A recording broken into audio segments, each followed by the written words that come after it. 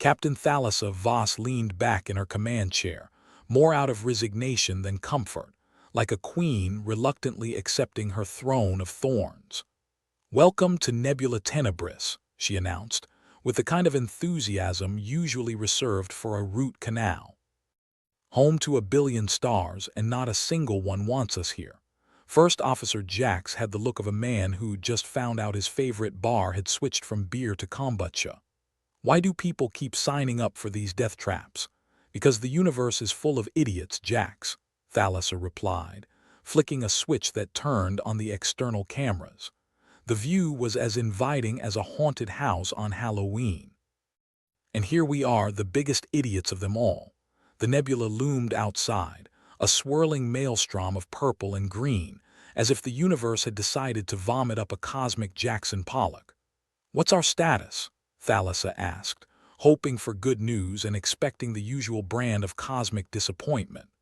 "Engines are holding barely," said Mac, the engineer, who looked like he'd been mugged by a toolbox. "Navigation is, well, it's navigating somewhere. Great. So we're basically flying blind into a nebula that hates us," Mac shrugged. "Hating us is its default setting. We just bring it out in things." Jax tapped at his console, trying to make sense of the data streaming in like a digital migraine.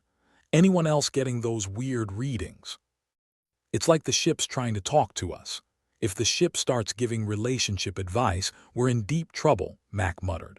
Thalassa rubbed her temples, feeling the weight of 100 failed missions pressing down on her skull. Each one had been a lesson in the art of screwing up with style. "Let's not panic until we start hearing voices." Mac chuckled, a sound like gravel in a blender. "So what, another 5 minutes?" Their laughter was cut short by a sudden jolt, as if the universe had given the ship a playful shove. Every light flickered, then stabilized, leaving the crew blinking like they'd just been slapped awake. "What the hell was that?" Thalassa demanded, grabbing the armrests as if they might actually help. "If I had to guess, I'd say the nebula's trying to get rid of us." "Just like everyone else," Jax replied, smirking. "Or maybe it's just gas," Mac offered. "Nebula farts." "Stay focused," Thalassa snapped, though she couldn't help but smile. They were a doomed crew, but at least they were funny. The ship continued its slow crawl through the nebula, each inch forward a victory against cosmic indifference. Every so often the instruments would flicker, as if considering a mutiny. Thalassa watched the screens with the intensity of a gambler watching a roulette wheel. Then came the voices. Not voices exactly, more like ideas that slipped into your mind and made themselves at home. Friendly as a leech. Thalassa shook her head, trying to dislodge the intrusive thoughts. Her crew looked equally rattled, like they'd all simultaneously remembered a really awkward high school dance. "Anyone else feel like they've been poked in the brain?" Jax asked, rubbing his temples. "Great," Mac grumbled. "Now we're getting psychic spam." "It's not just in your head," said Raya, the ship's communications officer, who'd been quiet up until now. She was the kind of person who only spoke when it was absolutely necessary, usually to point out something terrible. "The signals are coming from the nebula itself." "So, let me get this straight," Thalassa said, leaning forward. "We're in a haunted nebula getting brain messages, and our ship's about as reliable as a used car salesman at a truth convention." "Pretty much," Jax confirmed, with a grin that suggested he was secretly enjoying how messed up everything was. "Just another Tuesday," Mac added. Raya turned her chair to face them, her expression as serious as an intergalactic tax audit. "The signals are getting stronger. We could use them to navigate if we can figure out how. Or we could end up where the nebula wants us," Thalassa countered. "Like moths to a cosmic flame." "Not much choice," Mac pointed out. "It's that or we drift until we run out of oxygen and start eating each other." "You always know how to cheer me up," Thalassa said. "All right, let's try to make sense of these messages. Jax, you're on brains. Raya, see if you can filter the signals into something resembling a map. Mac, keep us flying straight." "Straight into doom, got it," Mac nodded, fingers dancing over the controls like a pianist with a death wish. Ior's passed in a haze of data and desperation. The ship's console screens flickered with the occasional triumphant flash of data that made no sense to anyone. Jax swore under his breath, which was pretty normal for him, but with a bit more venom than usual. "Just got a new message," Jax announced, pushing his hair back with one hand, the universal signal for "I'm about to lose it." "It's like a riddle, something about stars and eyes." "Fantastic," Thalassa said dryly. "The Nebula thinks it's a poet." Raya leaned in, her eyes narrowing as she scanned the readout. "Or it's trying to tell us where to go, or how to die," Mac contributed helpfully. "Well, we won't know unless we try," Thalassa decided, with the kind of optimism that came from having no other options. "Set a course for the coordinates in the message. Let's see if this mist wants to be our friend or is just leading us into a cosmic meat grinder." The crew moved in a coordinated scramble, each knowing their part in the dance of chaos they called a mission. The ship responded sluggishly, like it was getting too old for this kind of nonsense, but soldiering on out of stubbornness or spite. As they maneuvered through the nebula, the ship groaned, a sound that in a saner universe would have been a warning. Here, it was just another note in their discordant melody. The telepathic signals grew stronger, feelings of unease and curiosity intertwining with every crew member's thoughts. Thalassa felt it first, a presence lurking just beyond the edge of perception, like a shadow in the corner of the mind's eye. It was a discomfort familiar to anyone who had ever been watched by unseen eyes. "We're not alone," she said quietly, the words slipping out before she could decide against it. "Good," Mac replied, without looking up from the console. "I was getting lonely." A small laugh rippled through the crew, a brief moment of camaraderie in the face of impending doom. But the laughter was short-lived as the ship lurched again, this time more violently, like it had been grabbed by a giant, invisible hand. "What's happening?" Thalassa shouted, trying to hold on as the ship shook. "Something's pulling us," Jax yelled back, eyes wide with a mix of fear and exhilaration. "Can you stop it?" "Working on it. Work faster." The ship's systems were going haywire, alarms blaring like a particularly annoying techno track. Thalassa's hands flew over the controls, trying to regain control, but it was like wrestling a greased snake. "If anyone's got any bright ideas, now would be the time," she said, a hint of desperation creeping into her voice. "I left my bright ideas on Earth," Max said, as he slammed his fist on the console, which miraculously seemed to help. "Try the coordinates again.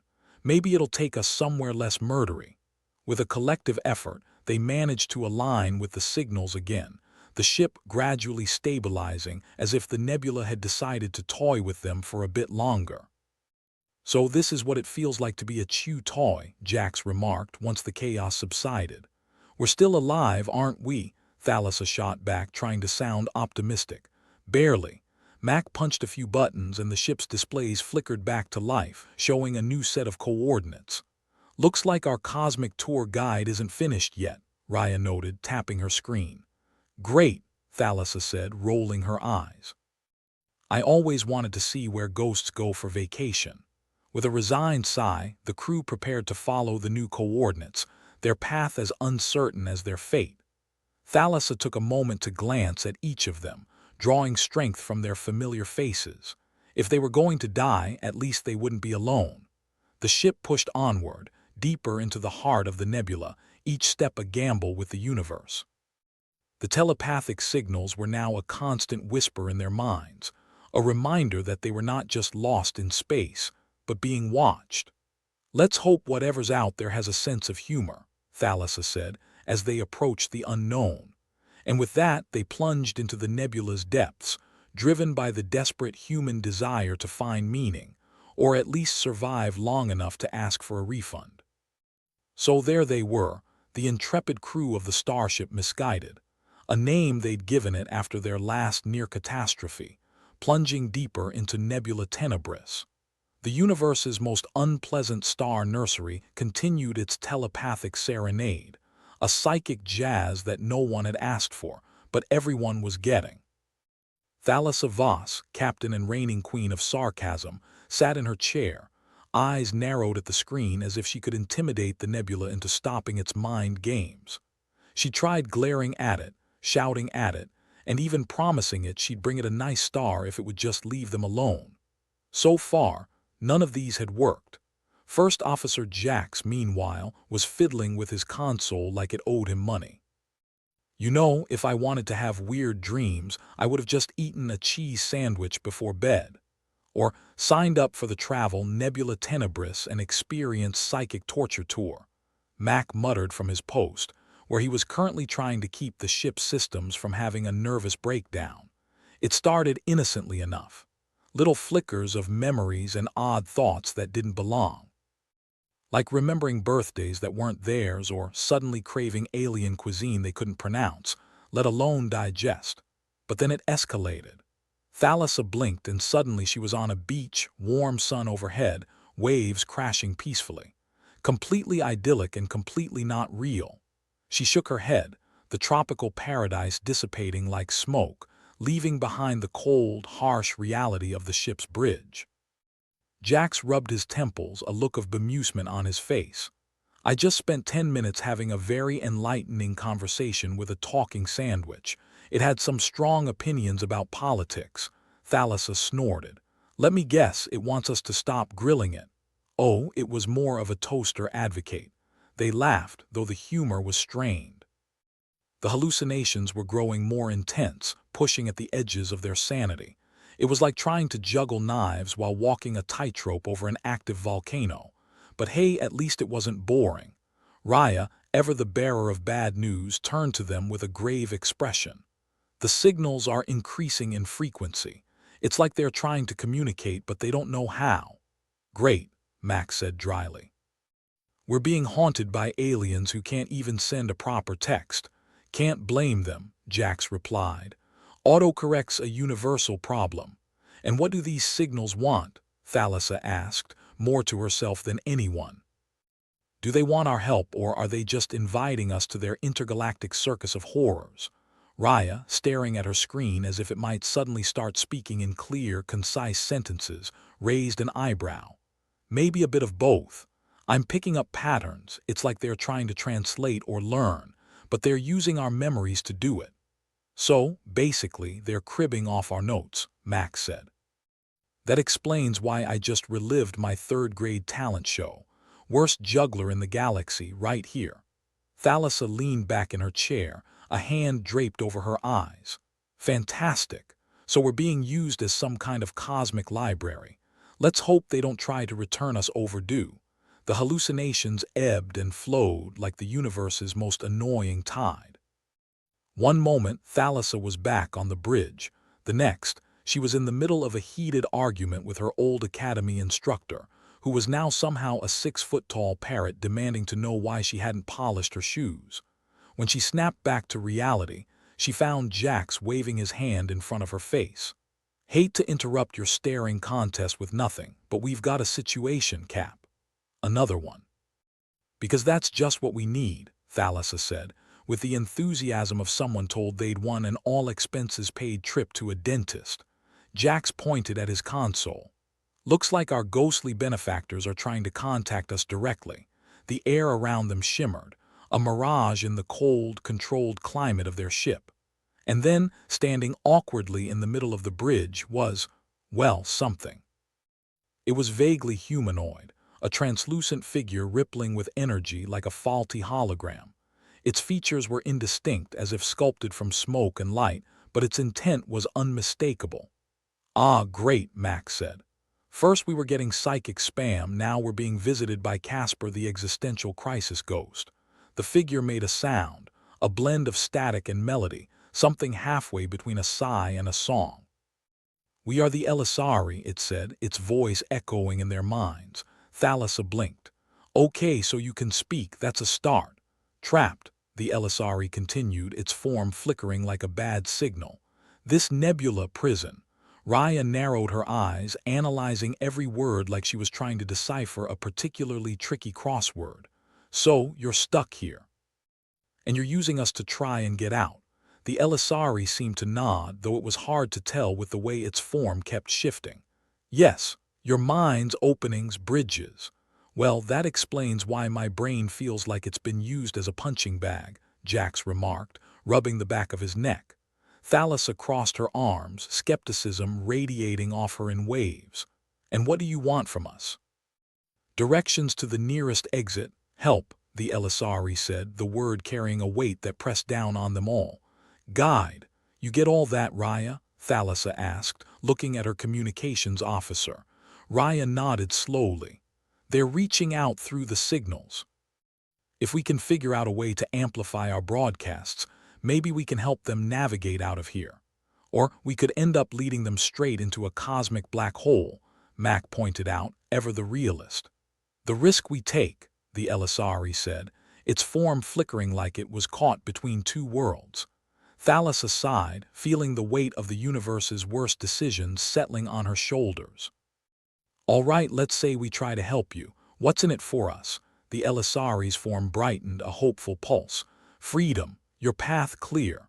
"Well, that sounds like a bargain from a used starship dealer," Jax quipped. "But we're not exactly drowning in options." Thalassa turned to her crew, reading their faces. Each one bore the same mix of desperation and determination that she felt. They were trapped in a nebula that hated them, being haunted by telepathic aliens who decided to use their brains as a message board. It was absurd, terrifying, and perhaps their best shot at escaping this starry purgatory. "Let's do it," she said finally, a decision that felt as heavy as a neutron star. "Raya, work on boosting our signal. Mac, keep us steady. Jax, help me figure out how we're supposed to play tour guide to a bunch of disembodied minds." The crew sprang into action, each member tackling their task with the fervor of people who knew they were playing a game with high stakes and very few rules. Hours passed, the ship, a frenetic hive of activity. Thalassa found herself staring at the Elisari, trying to make sense of its ethereal form. "You know, if this all goes south, I'm blaming you," she deadpanned. "Understand," the Elisari replied, its form now a little more stable, a little more defined. "We are grateful. Gratitude's nice and all," Jax said, peering at the alien. "But I'd settle for getting out of here in one piece." The ship hummed with the effort of accommodating the Elisari's presence. The signals grew clearer, less like the chaotic mess they had been, and more like a coherent melody. Raya worked with a focus that could have drilled a hole in a star, her hands flying over the controls. "We're almost there," she announced, her voice carrying a note of triumph that was as rare as a friendly customs officer. The Elisari pulsed with energy, its gratitude palpable even without words. Path opening. Thalassa felt the ship shudder, a gentle vibration that resonated through her bones. "Everyone hold on," she called, even though they were already clinging to their stations like barnacles to a ship's hull. The ship moved, guided not by their engines but by a force that felt both familiar and alien. It was like being part of a great cosmic dance, each step orchestrated by the Elisari's will. As they moved, the telepathic signals began to fade, leaving behind a strange silence that felt almost oppressive in its absence. They were past the worst of it, but the real test was yet to come. "Raya, how's it looking?" Thalassa asked, her voice steady despite the tension that gripped the bridge. Raya nodded, eyes fixed on her console. "We're breaking through. If we keep this up, we'll be out of the nebula in a matter of minutes. Assuming nothing decides to eat us first," Mac added helpfully. The Elisari shimmered, its form beginning to fade. "Freedom, yours." And with that it was gone, leaving behind a silence that was broken only by the sound of the ship's engines humming to life, more stable now than they had been in what felt like an eternity. "Well, that was something," Jax said, leaning back in his chair with the air of a man who just completed a marathon without any training. "Yeah," Thalassa replied, her voice carrying a mixture of relief and exhaustion. "But we're not out of this mess yet. Let's get us clear of this nebula before anything else decides to hitch a ride in our brains." With practiced precision, the crew guided the ship through the thinning mists of Nebula Tenebris, following the path laid out for them by their spectral guides. It wasn't a perfect plan. Hell, it barely qualified as a plan at all, but it was the best they had. As they broke free of the nebula's embrace, A collective sigh of relief echoed through the bridge. They'd done it. Somehow, against all odds, they'd managed to navigate their way through the universe's most unpleasant neighborhood. For a moment, they sat in silence, absorbing the serenity of open space. It was an emptiness that felt full, a reminder of all the possibilities that lay ahead. "Well," Thalassa said finally, a smile tugging at her lips, "I guess we should be grateful to our extraterrestrial pen pals." Jax chuckled, shaking his head. "You know, I never thought I'd say this, but I kind of miss them already." Mac grinned, his fingers drumming a rhythm on the console that spoke of triumph. "At least we can finally get a decent night's sleep without worrying about being mind-jacked." Raya, exuding a rare sense of satisfaction, added, "And we may have just made some new friends, assuming they don't decide to use us as brain donors again." Thalassa looked at her crew, each of them battered but unbroken, and felt a swell of pride. They'd faced the unknown and come out the other side, a little more experienced and a lot more exhausted. "All right," she said, her voice full of the promise of new adventures. "Let's get moving before the universe decides to throw another curveball our way. Who knows, maybe we'll find a nebula that doesn't hate us next time."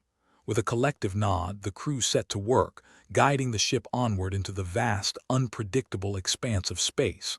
Whatever the universe had in store, they were ready.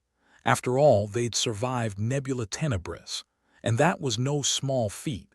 The starship Misguided wasn't just a name, it was a way of life. Thalassa Voss sat in her captain's chair, the leather worn and cracked from years of stressful sitting, and watched her crew with the kind of affection usually reserved for stray dogs.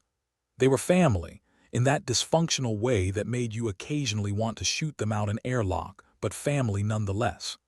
Jax was at his console, fiddling with the external cameras.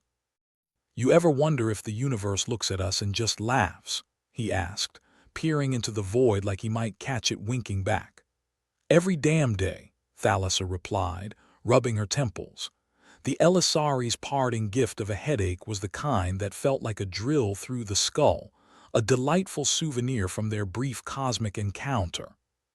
Mac, their resident ship whisperer, was elbow-deep in circuits, swearing at a panel that had been giving him grief since they left the last spaceport. "If this thing throws another spark my way, I'm gonna name it after my ex and dump it out the airlock," he muttered, more to the wires than to anyone in particular. Ryler Keene, their engineer and resident mad scientist, entered with the energy of someone who'd just discovered caffeine for the first time. His hair was a wild mess, and his eyes had the manic glint of a man who'd gone several rounds with logic and decided to fight dirty. "I've got it," he announced, brandishing a data pad like it held the secrets of the universe, or at least a particularly tough crossword. Thalassa didn't need to ask what. She just raised an eyebrow, the universal signal for "explain before I lose the will to live." "Telepathic interference," Ryler said, his words tumbling out in a rush. "I think I know how to shield us from it. Is it as simple as wearing tinfoil hats? Because that's about where I'm at," Jax quipped, never one to miss an opportunity for sarcasm. Ryler ignored him, diving into his explanation with the fervor of a man trying to impress a very easily impressed deity. "We retrofit the hull with a neural dampening field. It's like, putting a massive earplug in our minds." "Great," Thalassa said dryly. "And how does that not drive us all insane in the process?" Ryler paused, a bit of the manic energy draining away. "Well, there's a small chance it might. But insanity's a relative term, right? We're already living in a tin can in space." "Comforting," Jax said. "I'll make sure to tell my next of kin." Thalassa sighed, the sound of resignation that was becoming all too familiar. "All right, Ryler, how long will it take?" With Mac's help, a few hours, assuming nothing explodes. "Assuming," Mac echoed, rolling his eyes but already moving to assist. The bridge was soon filled with the sounds of tools, the whir of machinery, and the occasional curse as Ryler and Mac went to work. Thalassa watched them, feeling the weight of the universe pressing down on her. It wasn't a comforting thought, knowing they relied on half-baked science and a bit of luck to keep their minds from becoming scrambled eggs. "So what do we do in the meantime?" Raya asked, her voice cutting through the mechanical symphony. "Pray if you're into that sort of thing," Thalassa replied. "Or just hope for a miracle from the great deity of half-assed solutions." Jack snorted. "If there's a god of duct tape and desperation, we should light a candle." Thalassa chuckled, a dry sound that did little to relieve the tension. "Let's just keep it together until Ryler's brainchild either saves us or turns us into telepathic spaghetti." "Optimistic as ever, Cap," Jack said, leaning back in his chair with the air of someone settling in for a long ride on a rickety roller coaster. As Ior slipped by in the artificial light of the ship, the crew settled into an uneasy rhythm. Thalassa watched the swirling nebula through the external cameras, its pulsing colors a constant reminder of where they were and the absurdity of their situation. It was pretty, in a dangerous way, like a poisonous snake with a glittery skin. "Hey, Cap," Mac called, his voice muffled by the innards of the ship. "You ever think about retiring somewhere nice? You know, where the biggest threat is a sunburn. Every time I look at my pension," Thalassa replied. "But then I remember the universe's dire need for people willing to dance on the edge of sanity. Not to mention the job security," Jax added. "There's always work for those willing to risk their necks for a paycheck." "True enough," Thalassa said. "But I'd settle for a week without existential crises." Ryler emerged from beneath a particularly stubborn console, wiping his hands on his jumpsuit. "All right, hull modifications are in place. We're ready to fire this thing up." Thalassa nodded, feeling the mix of fear and hope that always accompanied leaping into the unknown. "Do it."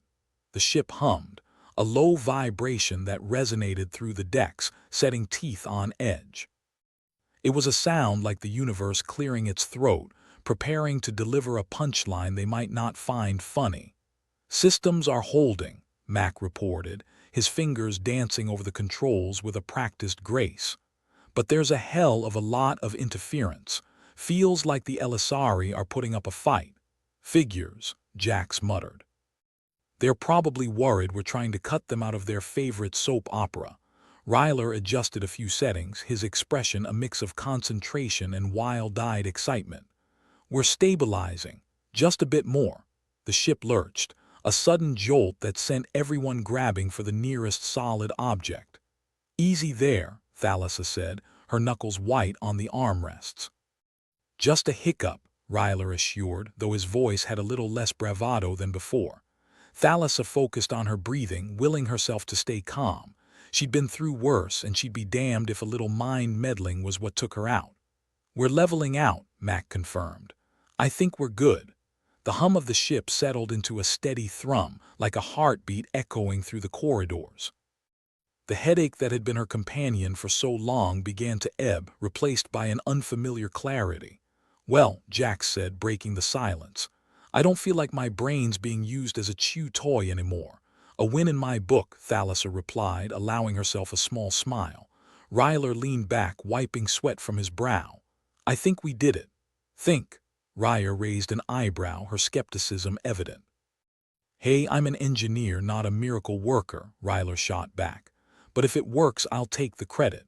Thalassa chuckled, the sound a balm against the stress of the day. "All right, everyone, let's get back to work. We've still got a nebula to navigate, and I'd prefer not to add Lost Forever in Space to my list of accomplishments." The crew set to their tasks, the rhythm of their routine a comforting presence amid the chaos. Thalassa watched them, feeling a sense of camaraderie that came from facing the universe's worst together and somehow coming out on top. With the neural dampening field in place, the telepathic interference faded to a mere whisper, like the memory of a bad dream. It wasn't perfect, but it was enough to keep their wits about them, which was more than they could have hoped for an hour ago. "Hey, Cap," Jack said, breaking the silence that had enveloped the bridge. "You ever wonder if the universe is just one big cosmic joke?" Thalassa laughed, the sound a little bitter but genuine. "If it is, we're the punchline." "Could be worse," Mac added, a grin on his face. "We could be the setup." Raya shook her head, amused despite herself. If we're the punchline, I sure hope the joke's a good one. One way to find out, Thalassa said, looking out at the stars beyond. They were still there, a constant in the chaos, and for a moment that was enough. Let's see what else the cosmos has in store for us, she said, feeling the stirrings of hope amidst the cynicism. I've got a feeling we're not done with adventures just yet. With the ship steady and their minds their own once more, the crew of the Misguided charted a course away from Nebula Tenebris, each of them quietly aware of the battles won and the ones still to come. They were a ragtag bunch, prone to bickering and dark humor, but they were survivors. And that was something, in a universe that rarely played fair. As they moved through space, the distant stars twinkled with promise. It was a big, dangerous universe out there, full of things that wanted to mess with their day. But with a little luck, a lot of sarcasm, and an uncanny knack for not dying, they just might make it through. And if not, well, they'd go out with a bang, or a punchline, whichever came first. The starship Misguided had finally calmed its rebellious buzzing, leaving the bridge in a deceptively serene silence. Thalassa Voss leaned back in her worn captain's chair, feeling it creak like an old knee joint that had seen too many years of questionable decisions. If there was a god of rickety spaceships, they were laughing right about now. So, that's it then? Jax asked, his tone as dry as a desert moon. We're not gonna end up drooling and singing Cumbaya with the voices in our heads. Only if you start it, Jax, Thalassa shot back, smirking. Then I'll make sure you do it solo. Ryler was still tweaking the controls like a man afraid his invention might spontaneously gain sentience and start judging his life choices. The neural dampeners are functioning within expected parameters, he reported, sounding almost disappointed that everything hadn't exploded just for the sake of variety. Well, let's not get too comfortable, Thalassa said, eyeing the swirling madness of Nebula Tenebris through the external cameras. It swirled like someone had mixed cosmic paint with a stick of unstable dynamite. I get the feeling our luck's running on borrowed time. Mac, emerging from a nest of cables and muttering to himself, caught the end of her sentence. Borrowed time. We're more like squatters in the universe's basement. Charming, Raya drawled. And here I thought we were the poster children for intergalactic success. Yeah, if success is defined by barely hanging on, Jax chimed in, his fingers tapping a rhythm on his console that seemed to say, I'm bored but not enough to do anything about it. Thalassa opened her mouth to respond when the ship's alarm system blared to life, the obnoxious klaxon echoing through the halls like a banshee with a hangover. What the hell now? She exclaimed, more exasperated than surprised. Mac checked the readouts, eyes narrowing. We've got a systems breach. Someone's tampered with the dampening field controls. Perfect, Thalassa muttered. Sabotage on top of mental chaos. Just what I needed. The crew exchanged glances, the atmosphere shifting from camaraderie to suspicion faster than a politician changing their stance before an election. Paranoia crept in, a shadow in the corners of their minds. All right, who's the joker? Jax asked, his voice light but his eyes sharp. Because if this is some kind of practical joke, it's about as funny as a lead balloon. Ryler's brow furrowed. I don't think anyone's laughing. If someone's messed with the system, it means they want us suffering. Or dead, Mac added helpfully, as if cheering everyone up with the worst-case scenario. Let's not jump to conclusions, Thalassa said, though her mind was racing through possibilities. None of them good. First, we fix it. Then we find out who thought this was a good idea. Mac and Ryler moved to the task with grim efficiency, their banter absent as they focused on untangling the mess someone had made of their already tenuous grip on sanity. Meanwhile, Thalassa turned her attention to the crew. Raya, keep an eye on everyone. If anyone so much as sneezes funny, I want to know about it. On it, Cap, Raya said, her tone suggesting that she might enjoy the excuse to be nosy. The external cameras showed the nebula's colors intensifying, a visual metaphor for their current predicament. It was like staring into a cosmic lava lamp, except this one might fry your brain if you looked too long. I'm getting a headache just watching that, Jax muttered, his eyes narrowed against the pulsating lights. Not just you, Thalassa said, massaging her temples. The telepathic interference was creeping back in, a whisper at the edges of her thoughts. A sudden, sharp feedback screech blasted through the speakers, causing everyone to flinch. It was a sound that could have only been designed by a sadistic sound engineer. Damn it, Ryler hissed, frantically adjusting controls. The system's fighting back. Thalassa gritted her teeth. We need to get this under control before someone gets hurt. As if on cue, Mac cursed loudly, his voice echoing through the bridge. I've got a bad feeling about this, Cap. Whoever did this knew exactly where to hit us. Thanks for the pep talk, Mac, Thalassa said, shooting him a dry look. Let's just focus on not getting our brains scrambled.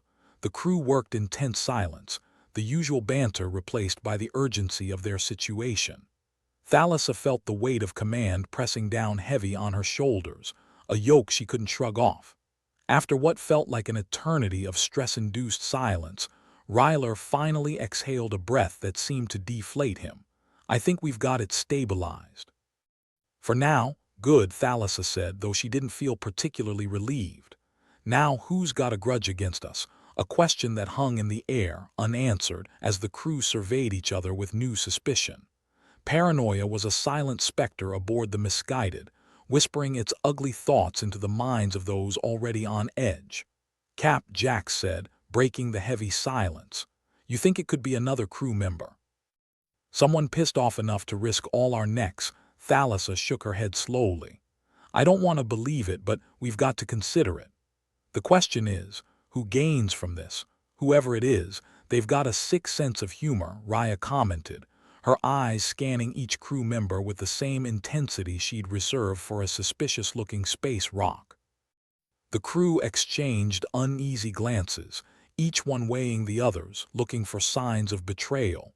It was the kind of atmosphere that could turn friends into enemies in the blink of an eye. All right, Thalassa said, trying to take charge of the situation. We're not turning on each other. Not yet.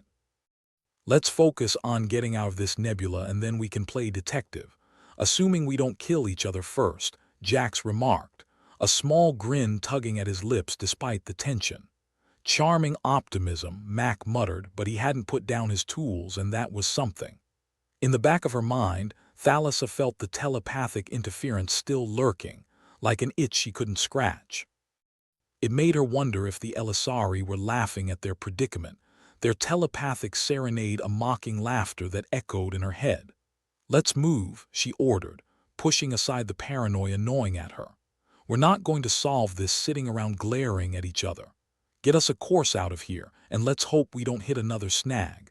As the misguided lurched forward, Thalassa kept her eyes on the view ahead. She had to trust her crew, despite the niggling voice in the back of her mind that whispered of betrayal. They'd been through too much together to let doubt tear them apart now. The nebula's colors started to recede, the tangled swirls of light fading as they moved away from its heart. The ship's systems hummed steadily, a sign that whatever Ryler and Mac had done was holding for now. Still alive? Thalassa asked, half joking as she glanced at her crew. Alive and kicking, Jax replied, though his smile was more a baring of teeth than anything else. Barely, Max said, though his fingers were steady on the controls. As the ship put more distance between them and the nebula, the telepathic interference continued to fade, leaving only faint echoes in their minds. Thalassa exhaled slowly, the weight on her shoulders easing just a fraction. It wasn't over, not by a long shot. There were questions still unanswered, secrets still lurking in the shadows. But for now, they had survived another day in a universe that seemed determined to drive them mad. All right, she said, the tension in her voice easing slightly. Let's get clear of this mess, and then we can start figuring out who decided to play mind games with us. The crew nodded, the paranoia not entirely banished but put aside for the moment. There would be time enough for questions and accusations once they were out of the nebula's reach. As the ship continued its journey through the stars, Thalassa allowed herself a moment to breathe. They were still together, still fighting against the odds, and that in itself was a victory. "Hey, Cap," Jack said, breaking the silence. "Think we'll ever get a mission that doesn't involve near-death experiences?" "Not if I have anything to say about it," Thalassa replied, a wry smile tugging at her lips. "Where's the fun in that?" And with that, the starship Misguided continued on its way, a small defiant speck against the vastness of space, its crew determined to survive whatever the universe threw at them next. After all, they were nothing if not stubborn. As they moved forward, the stars beyond the nebula offered a quiet promise of peace, however fleeting. It was a moment to savor before the next storm, and Thalassa intended to make the most of it. In the grand scheme of things, they were just another motley crew with questionable sanity, lost in the chaos of space. But they were also survivors, and that counted for something, even if the universe was doing its best to prove otherwise. The starship Misguided shuddered as it trudged through the last wisps of nebula tenebris, like a drunk staggering out of a bar after closing time. On board, the crew displayed all the pep and vitality of zombies at sunrise. Thalassa Voss sat in the captain's chair, which had seen better days, much like the woman it belonged to. Her eyes were fixed on the screens, watching for any sudden bursts of cosmic insanity. "So, what are the chances we'll all be gibbering loonies by sunset?" Thalassa asked, her tone as dry as the Martian desert. "Depends on your definition of gibbering," Mac grumbled as he fiddled with a console that seemed to have its own ideas about functionality. "I'd say we're halfway there, always the optimist, Mac." "I love it," Jax chimed in, tapping his fingers rhythmically on his console as if to beat back the lunacy creeping into their skulls. Across the bridge, Ryler Keene, the ship's resident engineer and mad scientist, was frantically jabbing at buttons and twisting knobs. His usual quirky energy was replaced with a frenetic urgency that screamed, "I'm panicking, but I don't want to admit it." "To be honest, Captain," Ryler said, "if these shields fail, we're one step away from a psychic barbecue." "That's a comforting thought," Raya quipped from her post, her eyes darting suspiciously from one crew member to another as though expecting spontaneous betrayal at any moment. The Misguided's neural dampeners were holding, but just barely. Their technology was like a flimsy umbrella in a hurricane, and the Elisari telepathic serenade was a relentless downpour. Thalassa didn't need a weatherman to know the storm was breaking on them. "Ryler, what's our status?" she asked, feigning a calm she didn't feel. "Let's see," Ryler muttered, squinting at his readouts. "If I'm reading this right, and I always question that assumption, we've got about as much stability as a politician's promises."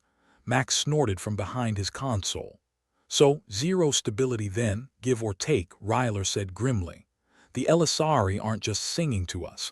They're starting a damn concert," Thalassa sighed, rubbing her temples. The headache had become a dull throb like an uninvited house guest that refused to leave. "If these shields go down, what are we looking at? Ever seen a human brain on Elisari telepathic overload?" Ryler asked, his tone disturbingly chipper for the doom he was predicting. "No," Jax replied, "but I'm guessing the result ain't pretty. Imagine a soufflé."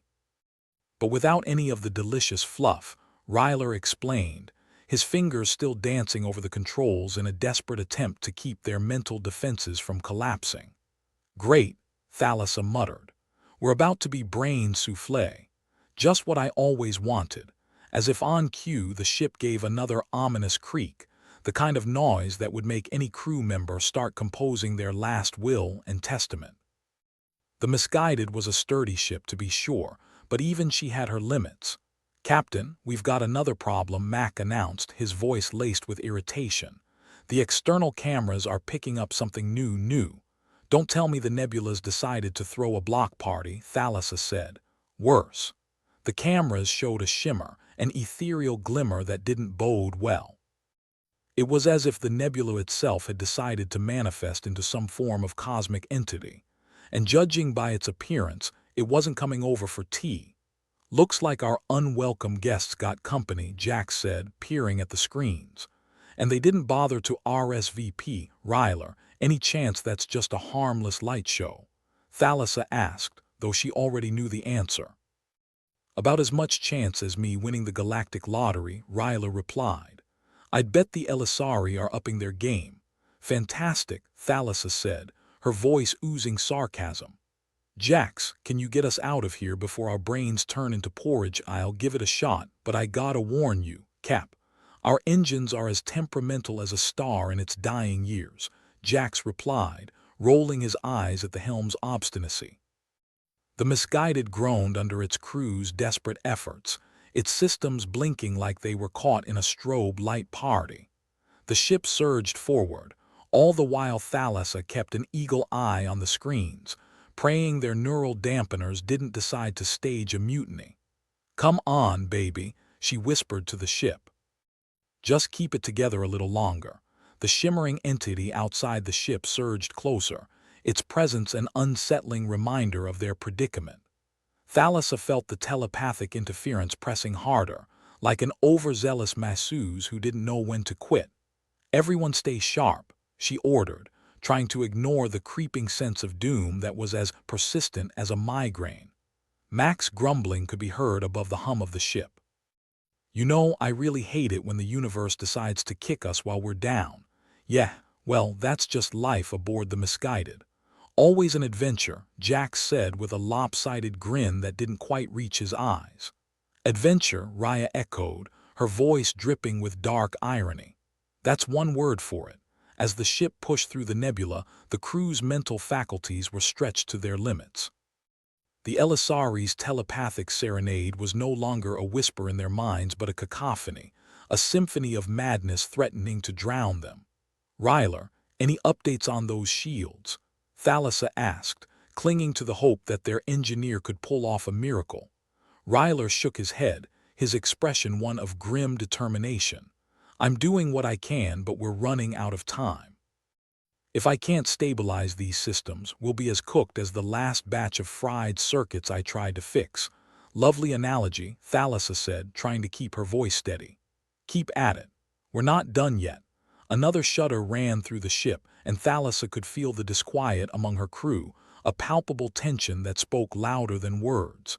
They were running on fumes, mentally and physically.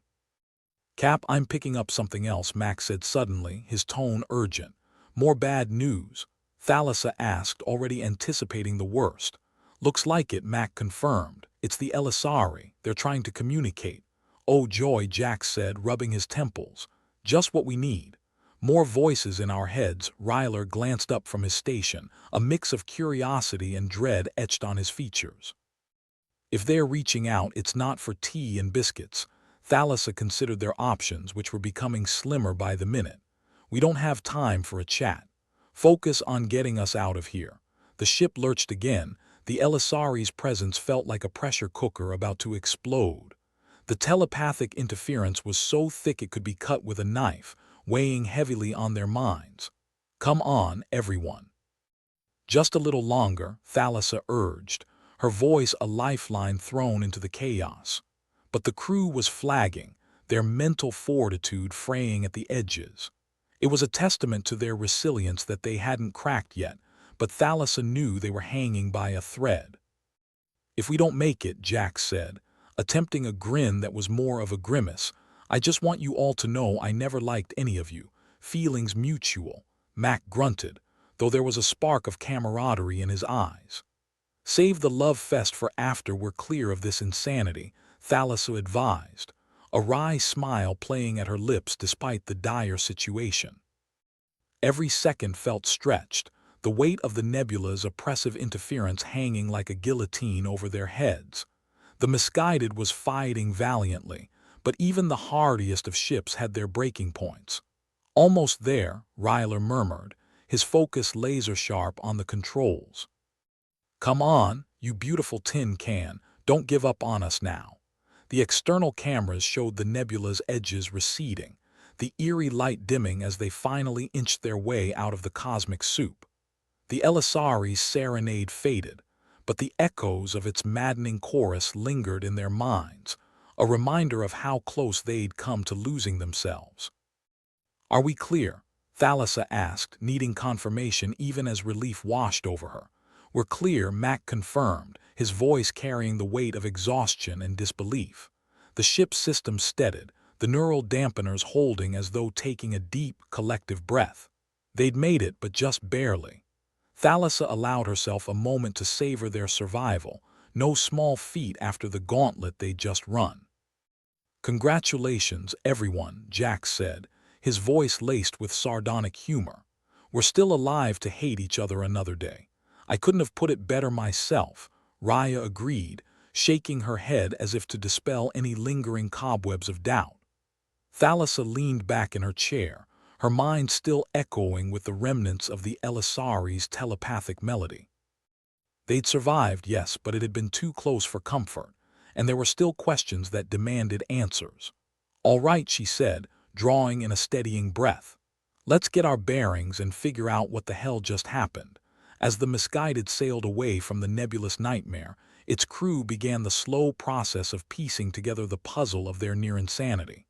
They were bruised, battered, and suspicious, but they were also alive. In the grand scheme of things, life aboard the misguided was a never-ending series of close shaves and gallows humor. But for Thalassa and her crew, it was a testament to their shared stubbornness, and maybe, just a little, to their madness. The starship misguided drifted cautiously through space, like a cat on a ledge, licking its wounds after its near brush with madness. The crew picked themselves up, shaken but not stirred. Well, maybe a little stirred, given the telepathic slugfest they just waded through.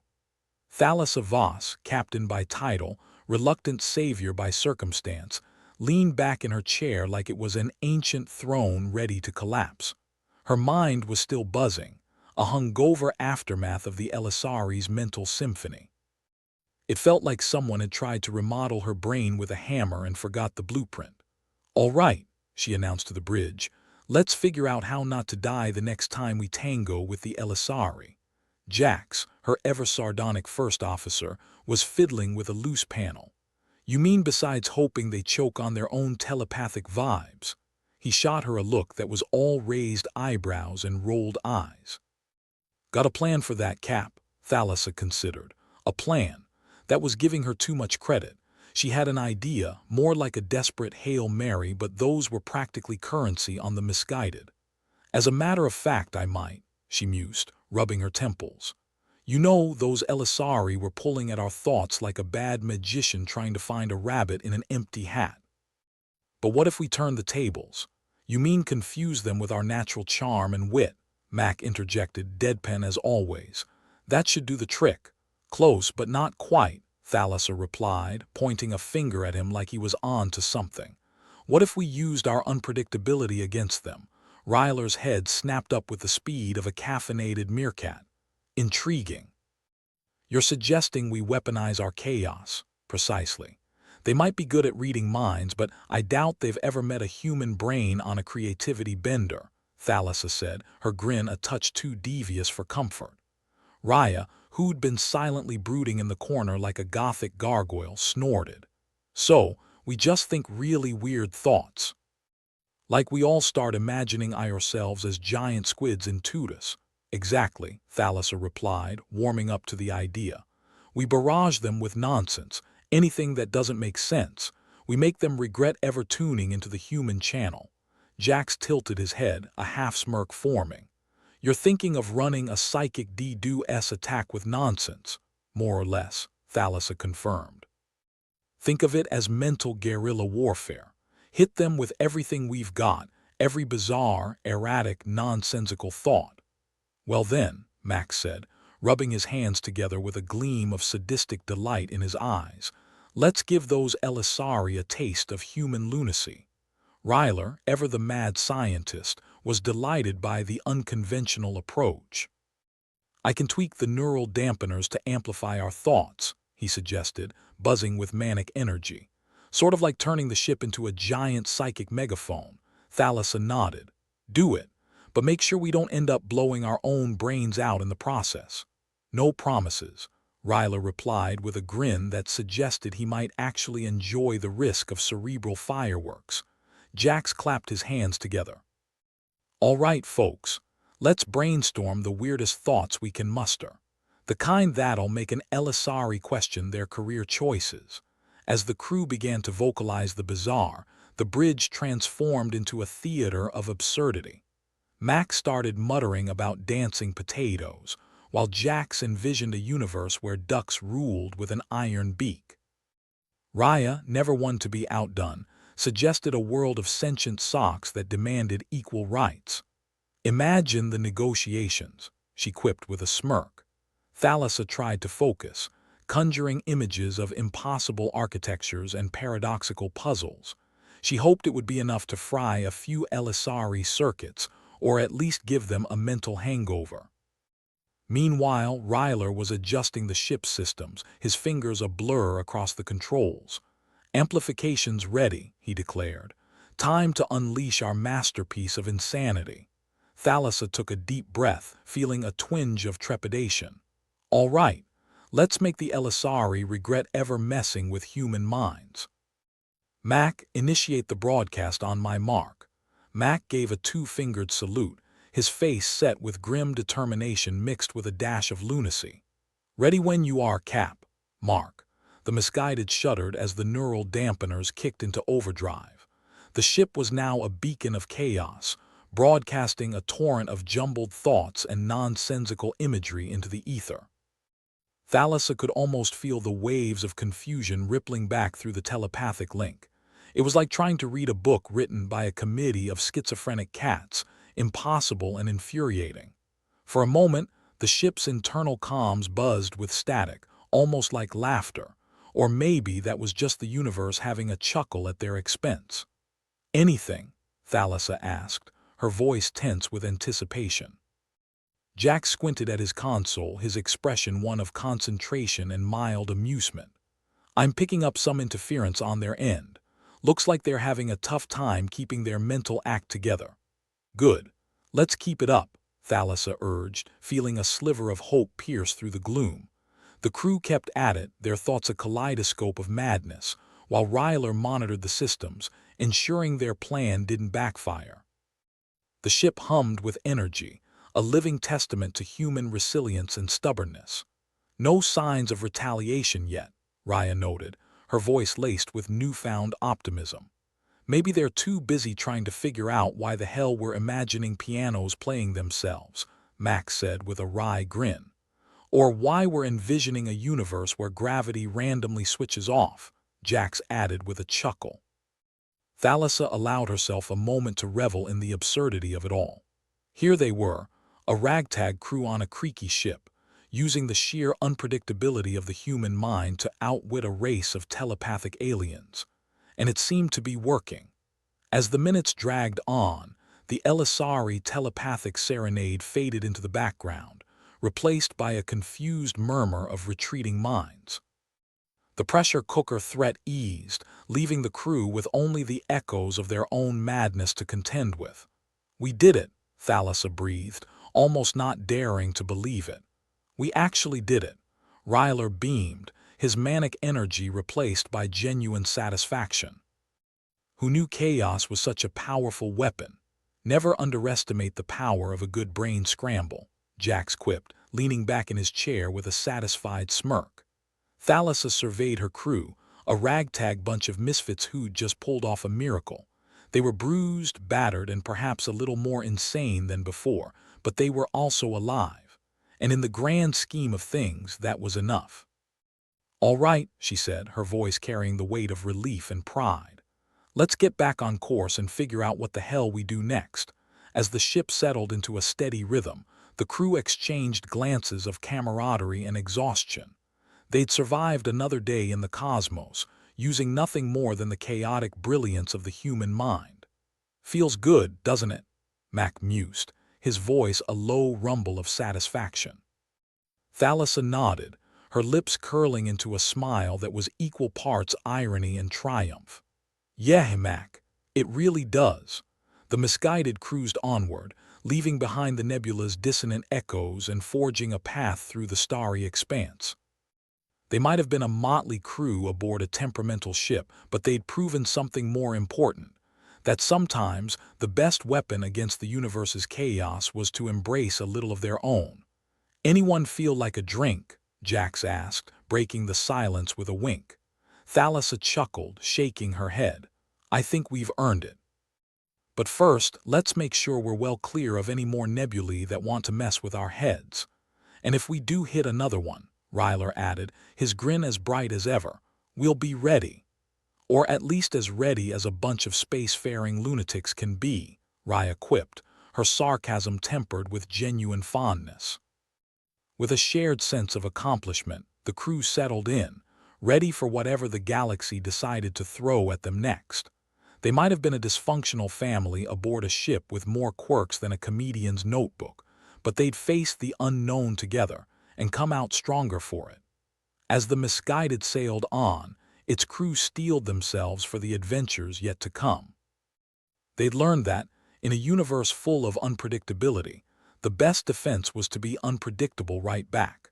And maybe, just maybe, that was their greatest strength of all. The starship misguided groaned as it plowed through the depths of Nebula Tenebris like a drunk hippo navigating a china shop, the neural dampeners screaming for mercy under the strain of the Elisari telepathic serenade. Captain Thalassa Voss stood at the helm, an expression of grim satisfaction plastered on her face as she watched her crew work their magic, or madness, depending on how you looked at it. "All right, people," she barked, her voice cutting through the cacophony of chaos. "Keep those absurdities coming. Let's make the Elisari question their career choices." Mac, ever the maestro of deadpan, was muttering something about a universe where cats were the dominant species and humans were relegated to chasing laser pointers. Raya was spinning an elaborate narrative about a world where broccoli was sentient and plotting world domination. Meanwhile, Jax was constructing a detailed mental image of an intergalactic talent show judged by sentient marshmallows. "How about a universe where Mondays are a sentient force of malevolence?" Thalassa suggested with a wicked grin. Jax snickered. "I think we're already living in that one, Captain." Ryler Keene, the ship's engineer and resident lunatic savant, was gleefully fiddling with the neural dampeners, amplifying their collective nonsense into a weaponized stream of human absurdity. His fingers danced across the controls like a caffeinated octopus with a vendetta. "Amplification's holding steady," he announced, his voice tinged with maniacal glee. "The Elisari won't know what hit them." Thalassa nodded, her eyes narrowed as she surveyed the flickering displays. "Keep it up. Let's turn their minds into a blender set on puree." The crew continued their mental assault, their thoughts a bizarre symphony of absurdity and nonsense. The ship thrummed with energy, the neural dampeners working overtime to ensure their madness reached the Elisari with all the subtlety of a brick to the face. "Any sign they're cracking?" Raya asked, her tone as dry as the Martian desert. Jax glanced at his console, a smirk playing on his lips. "Their mental frequencies are all over the place. It's like they're trying to tune a radio in the middle of a hurricane." "Good," Thalassa said with a nod. "Let's keep them on their toes." Or whatever they have. As the Elisari struggled under the deluge of human chaos, a sudden shift in the telepathic link caught Thalassa's attention. It was subtle, like a whisper in a hurricane, but there was no mistaking it, a moment of clarity cutting through the insanity. "Hold up," she said, raising a hand to halt the barrage. "I think they're trying to communicate." The crew paused, their collective insanity simmering down to a low murmur as Thalassa focused on the telepathic whisper. It was hesitant, almost timid, as if the Elisari were afraid of poking the beast they'd inadvertently awoken.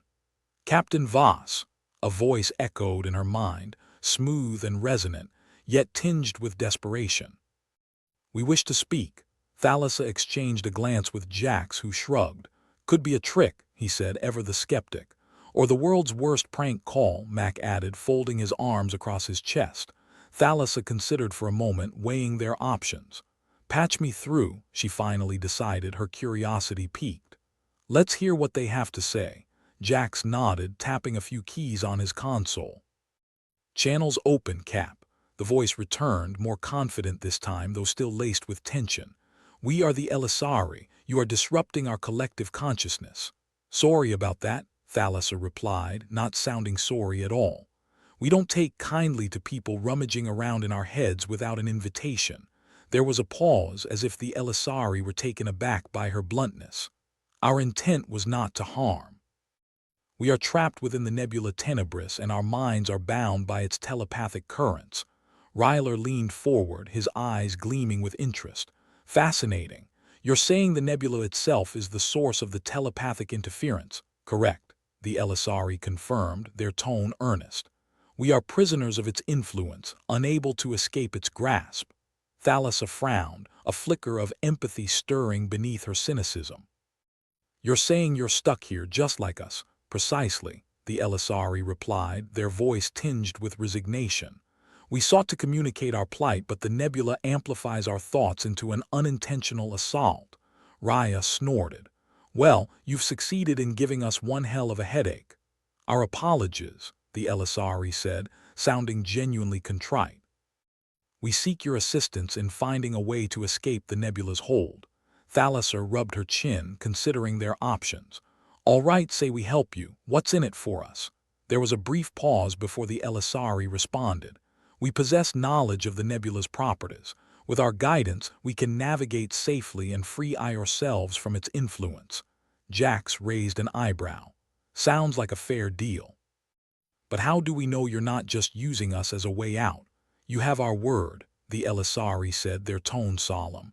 "As telepaths, we understand the importance of trust and will not betray it." Thalassa glanced around at her crew, noting the mix of skepticism and reluctant hope in their expressions. "All right," she decided. "We'll help.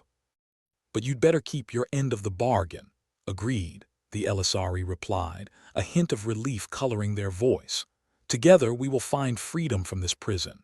With the terms set, Thalassa turned to her crew, her expression one of determination. "Ryler, work with the Elisari to figure out how we can navigate this mess without frying our minds." Ryler nodded eagerly, already diving into the data. "On it, Cap." The bridge buzzed with renewed purpose as the crew sprang into action, their earlier absurdity giving way to focused determination. They had a goal now, and nothing was going to stop them from achieving it. As Thalassa coordinated with the Elisari, she couldn't help but marvel at the unexpected turn of events. Here they were, joining forces with the very beings they'd been battling against, united by a common goal.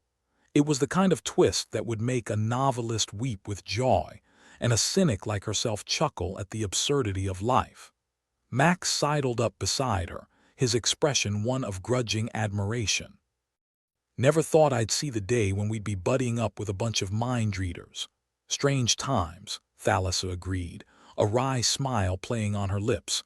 "But if it gets us out of this nebula, I'm willing to give it a shot." "Spoken like a true captain," Max said, nodding approvingly.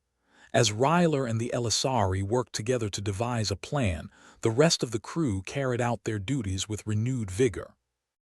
Mac and Jax coordinated damage control, ensuring the ship systems were stable enough to withstand whatever plan they concocted. Raya monitored the nebula's shifting patterns, her sharp eyes missing nothing. It wasn't long before Ryler's excited voice broke through the tension on the bridge. "I've got something," he announced, his eyes alight with discovery. Thalassa turned to face him, her curiosity piqued. "Let's hear it, Ryler." "The Elisari have identified a pattern in the nebula's currents," Ryler explained, gesturing to a holographic display that flickered to life above his console. "If we synchronize our neural dampeners with the ebb and flow of the telepathic waves, we can slip through without triggering the nebula's defenses." "Like sneaking past a sleeping dragon," Jax commented, his voice laced with humor. "Exactly," Ryler said, nodding enthusiastically. Thalassa studied the display, noting the complex interplay of forces at work. It was a risky plan, fraught with potential pitfalls, but it was their best shot at escaping the nebula's clutches. "All right," she said, her resolve firm. "Let's do this."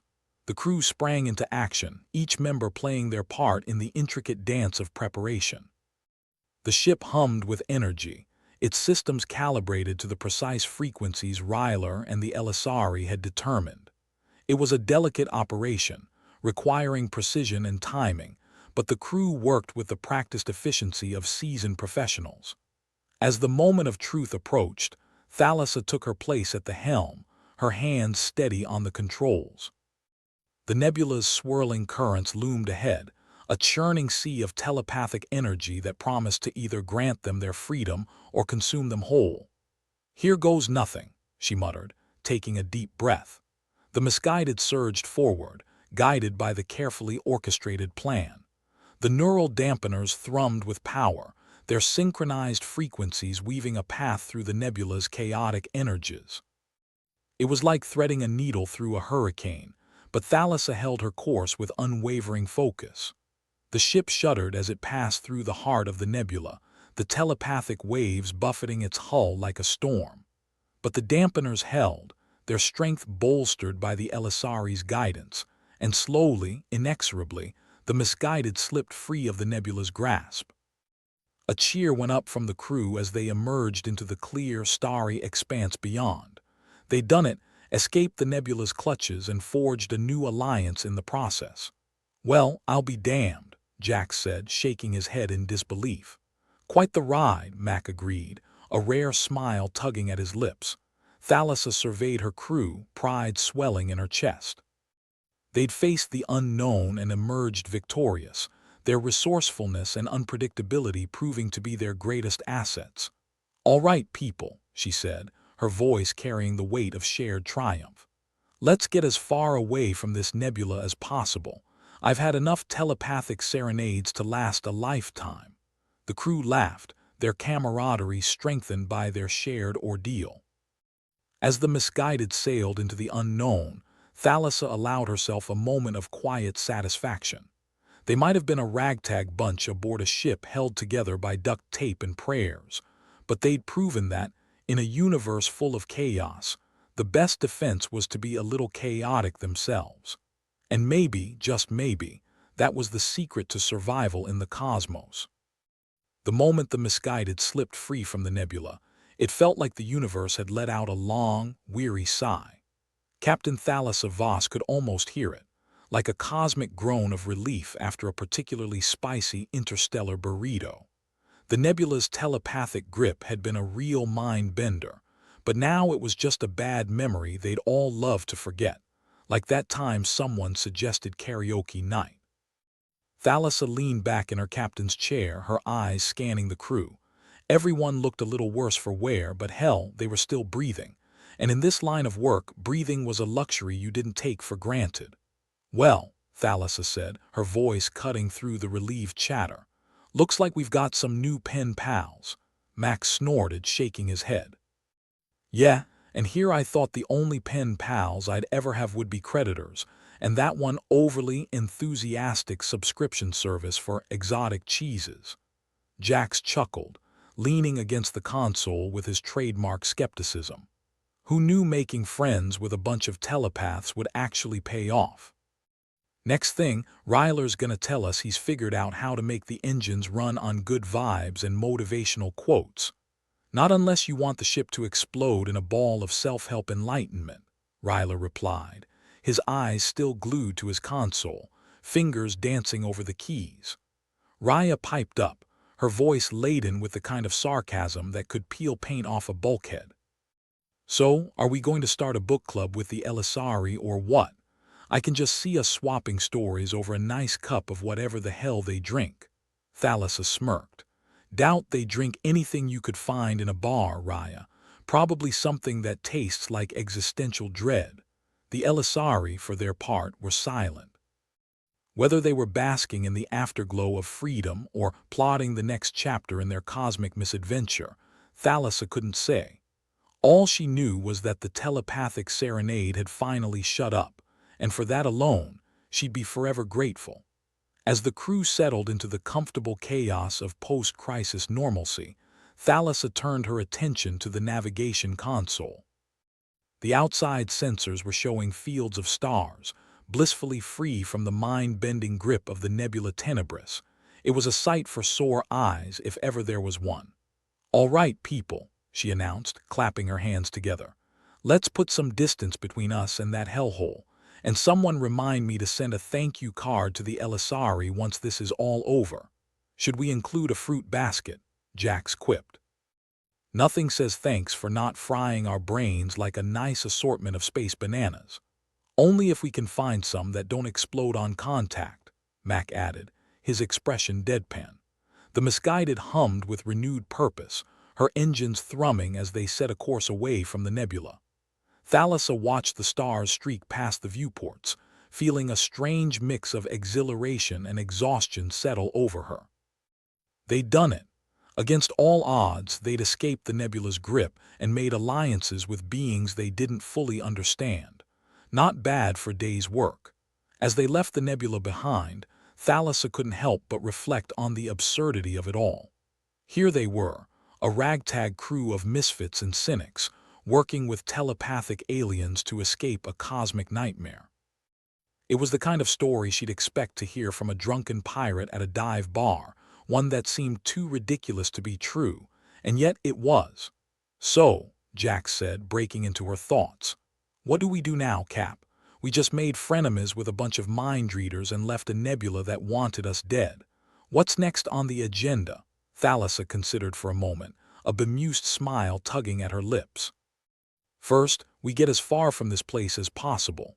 Then, we figure out what to do with our newfound telepathic friends. Maybe we can sell them to the highest bidder," Max suggested, only half joking. "I'm sure someone out there would pay a fortune for a bunch of mind-reading allies."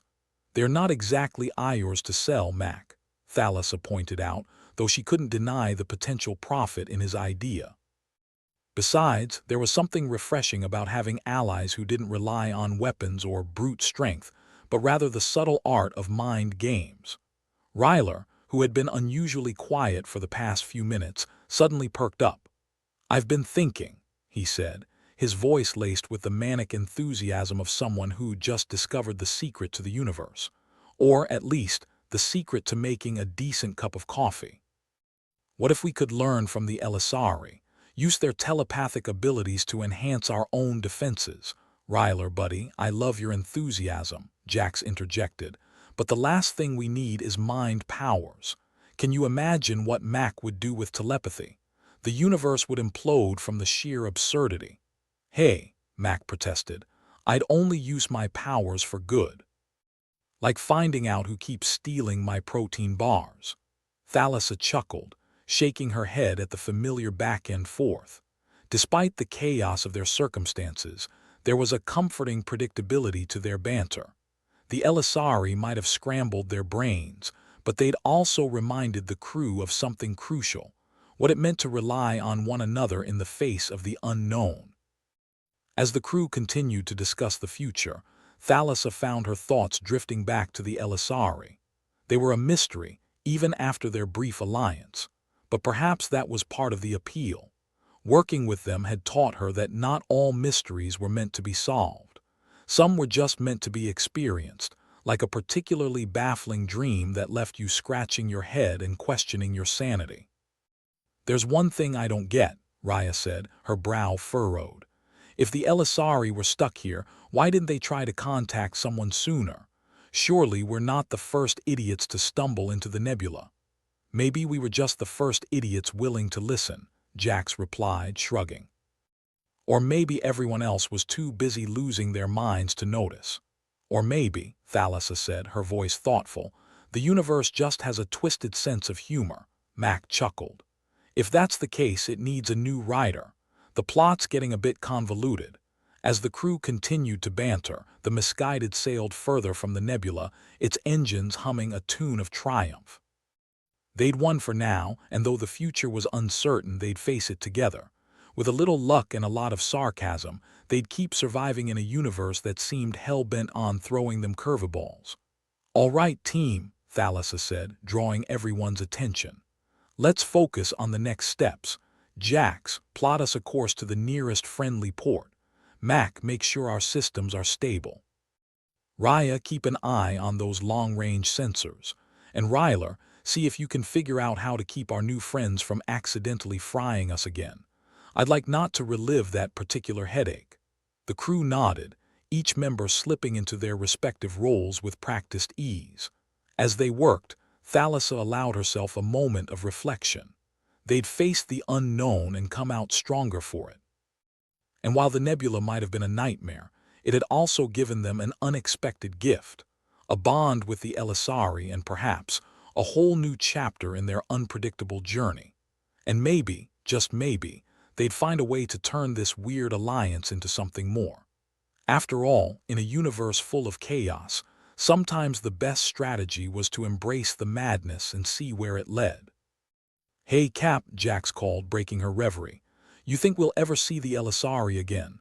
Thalassa considered the question, a wry smile creeping across her face. "Who knows, Jax, but if we do, I hope it's because they want to buy us a drink and not because they need rescuing. Again." "Here's hoping," Jax replied, raising an imaginary glass.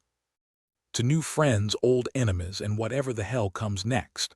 The crew joined in, echoing his toast with a mixture of laughter and relief.